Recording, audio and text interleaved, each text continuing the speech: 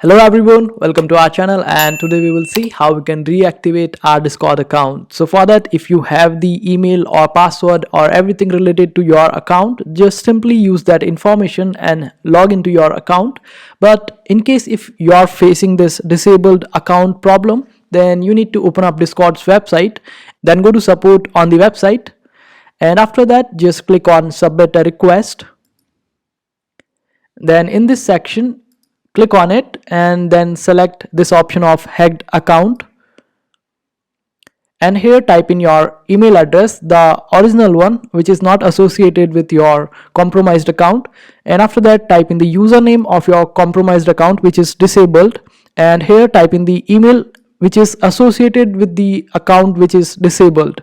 And after that, in the next section, just select this option of I clicked on a link, and after that just select no, and again no, and again no, and after that just in the subject type I want to reactivate my account, and in the description you can type that you are not able to reactivate your account and it is disabled for unknown reasons that you are not aware of.